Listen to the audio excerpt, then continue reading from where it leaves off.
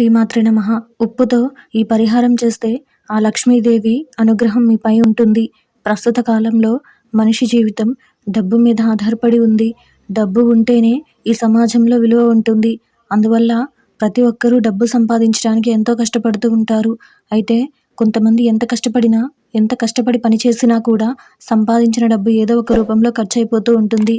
దీంతో తరచూ ఆర్థిక సమస్యలు వేధిస్తూ ఉంటాయి. అయితే ఈ ఆర్థిక సమస్యల నుండి విముక్తి పొందడానికి లక్ష్మీదేవిని పూజిస్తూ ఉంటారు. అయితే ఆర్థిక సమస్యలతో బాధపడుతున్న వారు లక్ష్మీదేవిని పూజించటమే కాకుండా కొన్ని నియమాలు పాటించడం వల్ల కూడా ఆ లక్ష్మీదేవి అనుగ్రహం లభిస్తుందని పండితులు చెప్తున్నారు. లక్ష్మీదేవి అనుగ్రహం పొంది ధనవంతులు అవ్వడానికి ఏం చేయాలో మరి మనం ఈరోజు ఈ వీడియోలో చూసి వివరంగా తెలుసుకుందాం. అంతకంటే ముందు ఈ వీడియో కనుక మీకు నచ్చినట్టయితే లైక్ చేయండి, షేర్ చేయండి. అలాగే మరెన్నో ఇలాంటి ఆధ్యాత్మిక విషయాల కోసం మన ఛానల్ని సబ్స్క్రైబ్ చేసుకోండి. ఇంకా విషయంలోకి వెళ్తే శుక్రవారం రోజు లక్ష్మీదేవికి ప్రీతికరమైన రోజు. అందువల్ల ఆ రోజున ఒక మట్టి జాడీని తీసుకుని లక్ష్మీదేవికి పూజ చేసి నైవేద్యం సమర్పించాలి. ఆ తర్వాత ఒక రాగి లేదా ఇత్తడి ప్లేట్ తీసుకుని ఈ ప్లేట్లో కొత్త పసుపు వస్త్రాన్ని ఉంచాలి. ఆ తర్వాత ఈ వస్త్రంపై 9 ఒక్కలను, ఒక పసుపు కొమ్మును, వెండి లేదా బంగారంతో చేసిన ఉంగరాన్ని లేదా నాణాన్ని ఉంచి మూట కట్టాలి.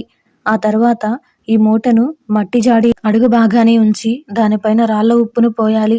ఈ విధంగా మట్టి జాడీలో పోసిన రాళ్ల ఉప్పును వంటల్లో కూడా ఉపయోగించవచ్చు. ఇలా చేయడం వల్ల ఆర్థిక సమస్యలు తొలగిపోయి ధనవంతులవుతారు. ఒకవేళ బంగారు, వెండితో తయారు చేసిన ఉంగరాలు, నాణ్యాలు లేకపోయినా కూడా ఒక చిన్న ముక్క బంగారంని అందులో వేసి ముడివేయడం వల్ల శుభ ఫలితాలు కలుగుతాయి. ఉప్పుని లక్ష్మీదేవి స్వరూపంగా భావిస్తారు.